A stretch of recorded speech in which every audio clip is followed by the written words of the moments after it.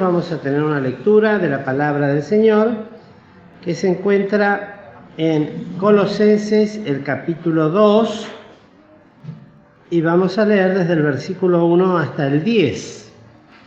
Nos dice así la palabra del Señor: porque quiero que sepáis cuán gran solicitud tengo por vosotros y por los que están en la Odisea y por todos los que nunca vieron mi rostro en carne, para que sean confortados sus corazones, unidos en amor y en todas riquezas de cumplido entendimiento, para conocer el misterio de Dios y del Padre y de Cristo, en el cual están escondidos todos los tesoros de sabiduría y de conocimiento. Y esto digo para que nadie os engañe con palabras persuasivas, porque aunque estoy ausente con el cuerpo, no obstante con el espíritu estoy con vosotros, gozándome y mirando vuestro concierto y la firmeza de vuestra fe en Cristo. Por lo tanto, de la manera que habéis recibido al Señor Jesucristo, andad en Él, arraigados y sobreedificados en Él, y confirmados en la fe, así como habéis aprendido, creciendo en ella con nacimiento de gracias. Mirad que ninguno os engañe por filosofías y vanas sutilezas, según las tradiciones de los hombres, conforme a los elementos del mundo y no según Cristo, porque en Él habita toda la plenitud de la divinidad corporalmente. Y el último versículo: y en Él estáis cumplidos, el cual es la cabeza de todo principado y potestad. Hasta aquí la lectura de esta porción de la palabra del Señor. Bueno, hermanos, el tiempo ha avanzado de todo lo que estudié de este pasaje. Sencillamente, así como se trató esos temas, y lo trató el apóstol Pablo con la iglesia en Filipo, ahora el apóstol menciona algunas cosas con relación a la iglesia allí en Colosas y por extensión a los hermanos que estaban en la iglesia en la Odisea. Estas dos iglesias estaban en línea y estaba entre la iglesia de Éfeso, estaba en el medio Colosas y la Odisea. Y entre la Odisea y Colosas había 18 kilómetros de distancia nada más, estaban muy cerquita. Lo cierto es que en las cartas del Apocalipsis sí se menciona a la Odisea y no a los hermanos en Colosas. Para hacerlo muy sencillo, muy breve, el apóstol sí que tuvo que luchar y contender eficazmente por la fe una vez dada a los santos.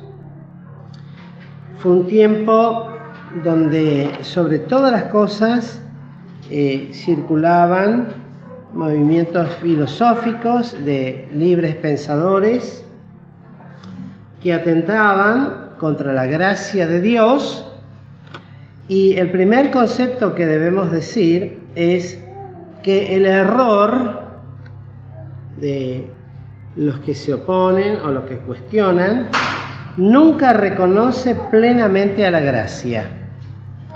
Para observar si alguien está en el error, o alguna iglesia o congregación está en el error, es cuando ¿qué? Cuando no se le reconoce a la gracia plenamente su obrar y accionar, ni produce una plena y sólida certeza en Cristo. Es decir, que de una o de otra manera se duda de la perfecta obra que es en Cristo Jesús. Siempre también debemos aclarar que siempre debemos, aunque sobre, no importa, mejor que sobre y no que falte, cuando hablamos de la obra de Cristo, no debemos dejar de lado la persona bendita del Señor Jesucristo. Persona con dos naturalezas, una persona con dos naturalezas, la divina y la humana.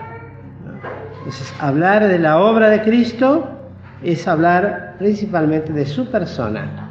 Y es lo que hace el apóstol en esta carta, pues toda práctica que tiene estos conceptos de errores, de minimizar la gracia o sujetarla a la perfección de alguna otra cosa, como se nos decía a la iglesia en Galacia o a los Gálatas, habéis comenzado bien por la gracia y ahora os queréis perfeccionar por las obras de la ley.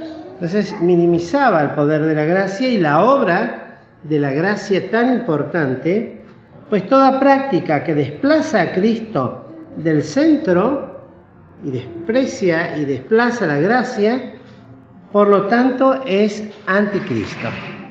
Todo aquello que de una manera en menor o en mayor grado deja de lado, en parte o en gran parte, la persona de Cristo y su obra redentora, es anticristo.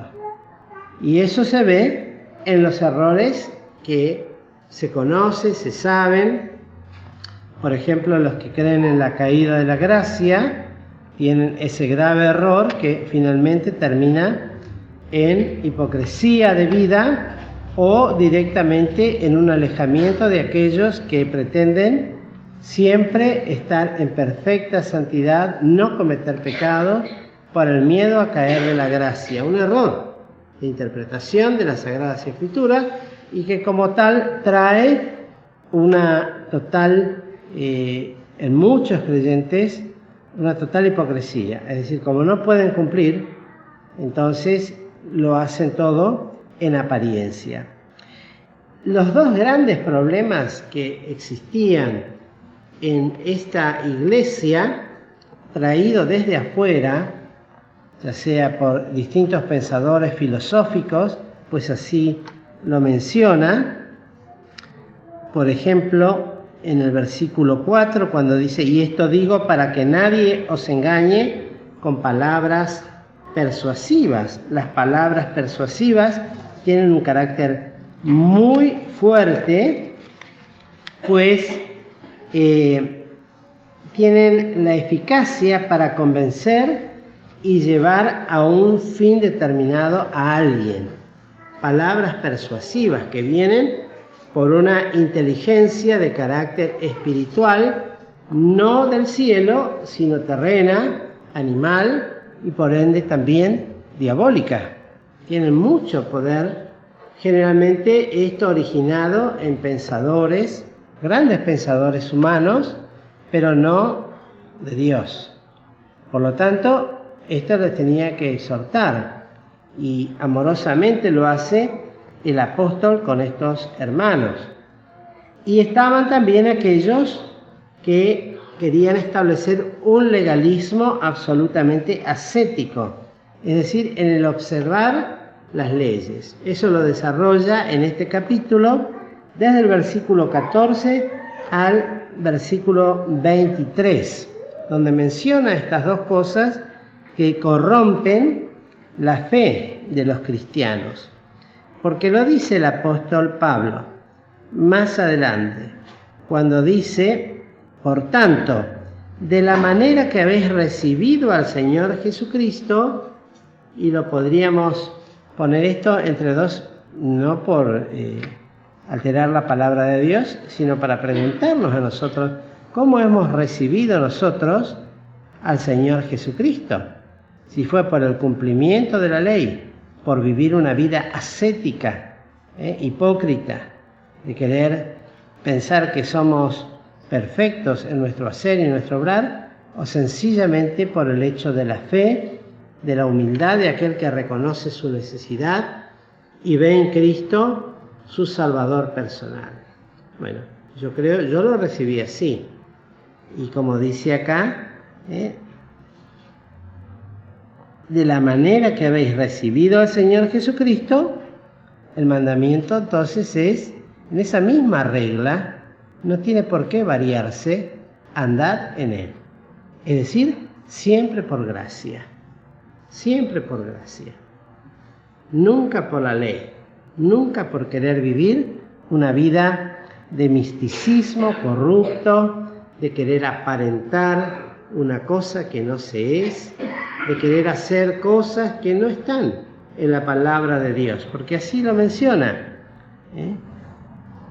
de el cuidado que hay que tener de estos hombres que son, que mirad que ninguno os engañe, en el versículo 8, por filosofías y vanas sutilezas, según las tradiciones de los hombres, conforme a los elementos del mundo y no según Cristo. Como toda palabra del apóstol Pablo, el apóstol principalmente, y para él era así, toda palabra era cristocéntrica, donde todos estos problemas y todas estas recomendaciones que allí hace, tanto para los que lo conocían como para los que no lo conocían, para los que habían visto su rostro y aún para los que no lo habían visto.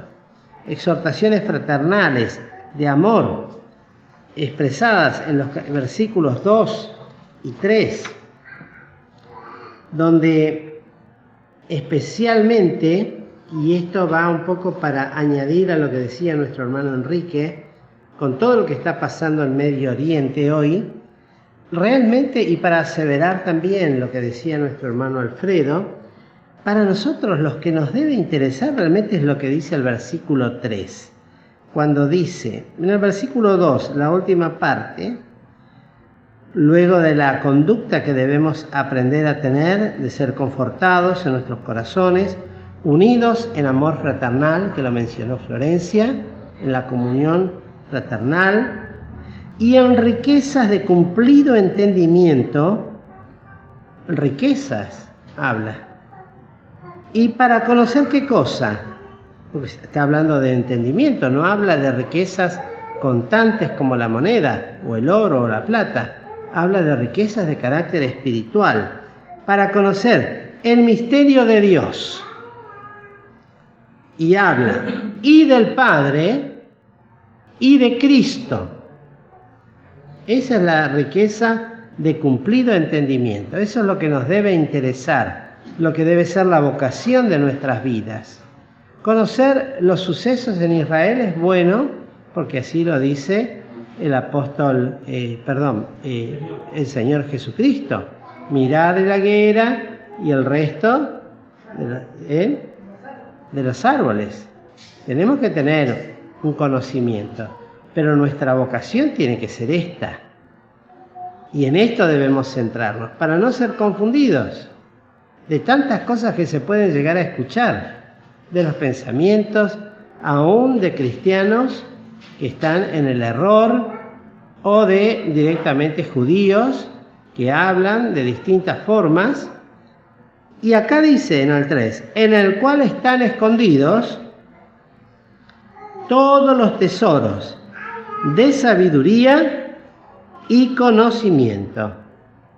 Esta es la única forma donde el creyente que quiere ser fiel a la palabra de Dios, que quiere contender eficazmente por esa fe una vez dada a los santos, en la cual hemos recibido el nuevo nacimiento, y esa fe en la cual ahora debemos aprender a andar en él, es el inquirir, el buscar de poder abrir este arcano, este cofre, donde están escondidos.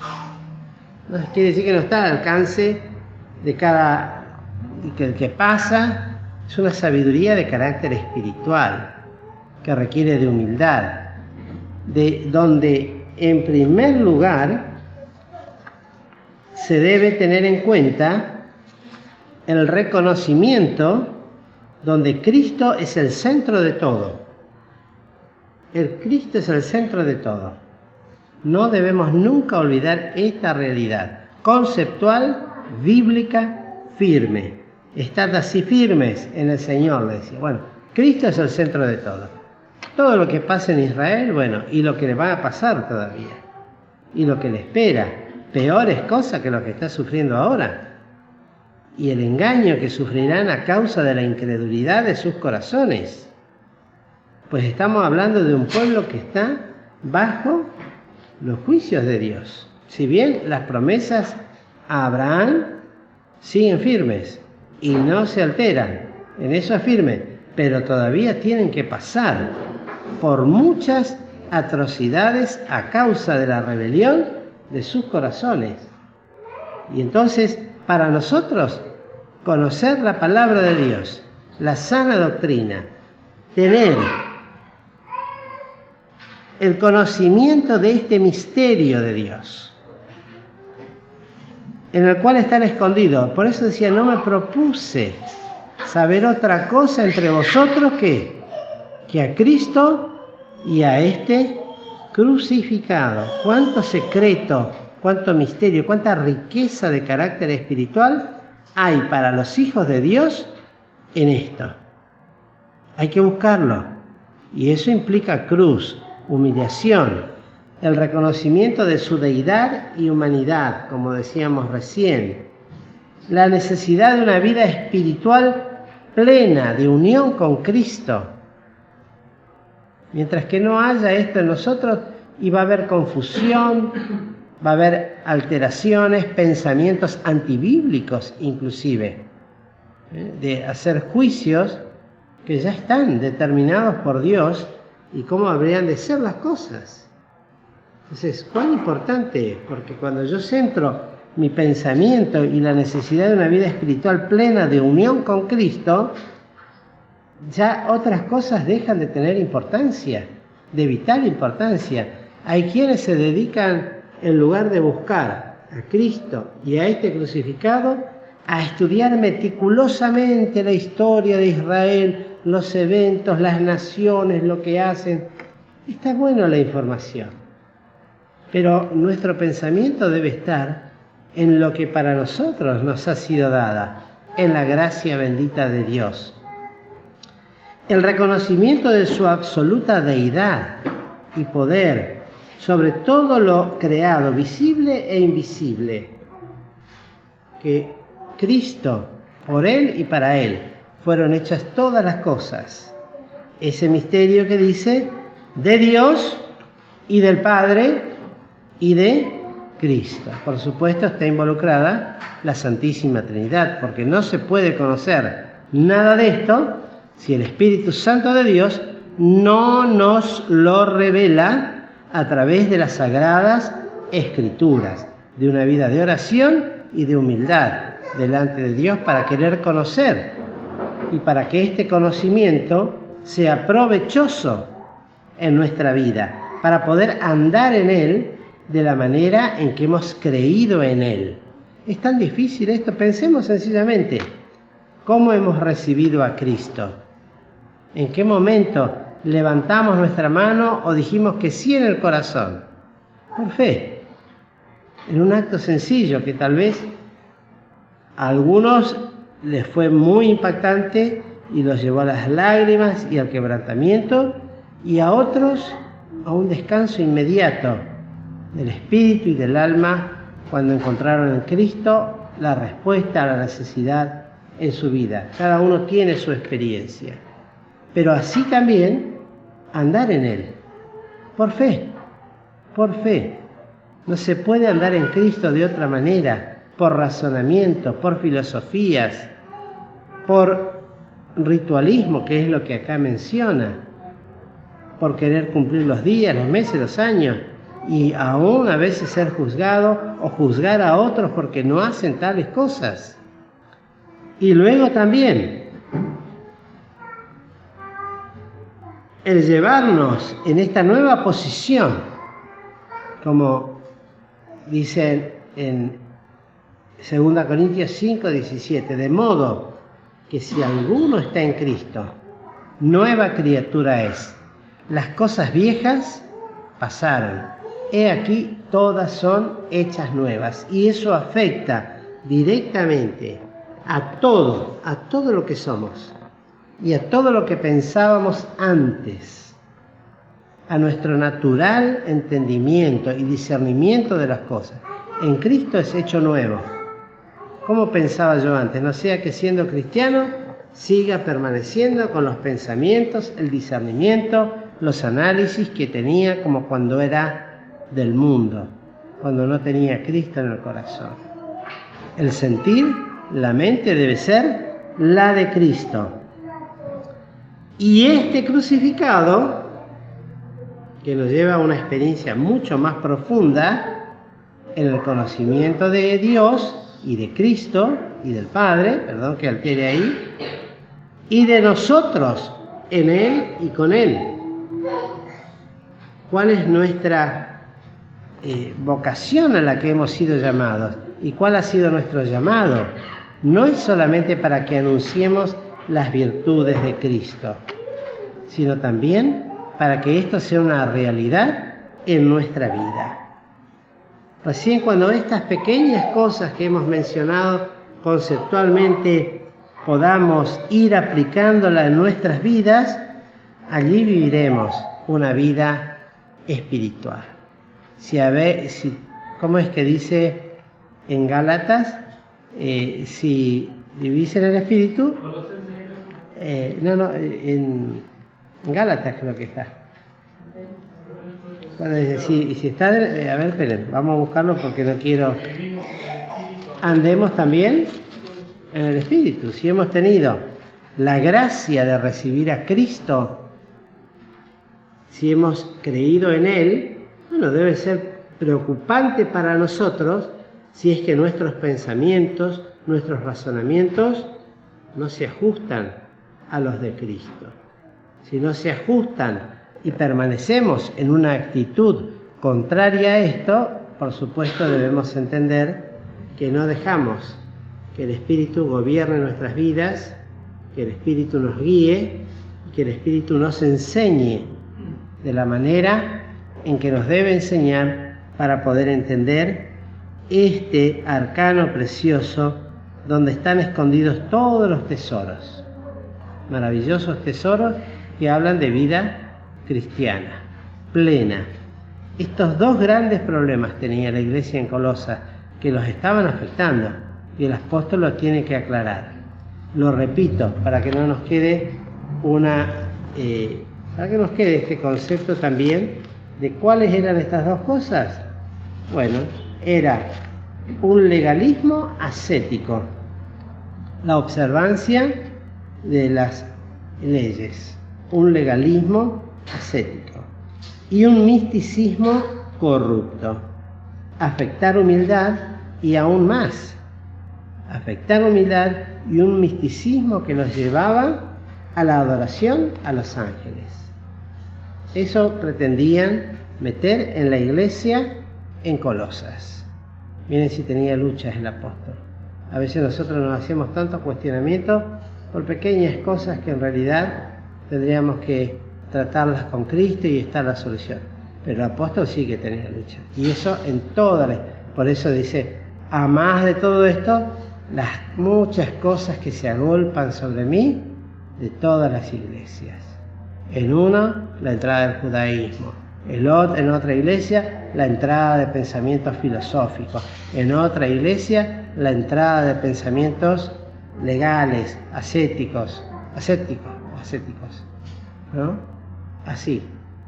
Y en todas ellas tenía que el apóstol contender eficazmente, a diestra y a siniestra, no con armas humanas, sino con la bendita y santa palabra de Dios, para que el evangelio que se predique a las almas sea el evangelio tan bendito que hemos recibido. Por eso decía, y ni aun si un ángel os anunciare otro evangelio, sea anatema.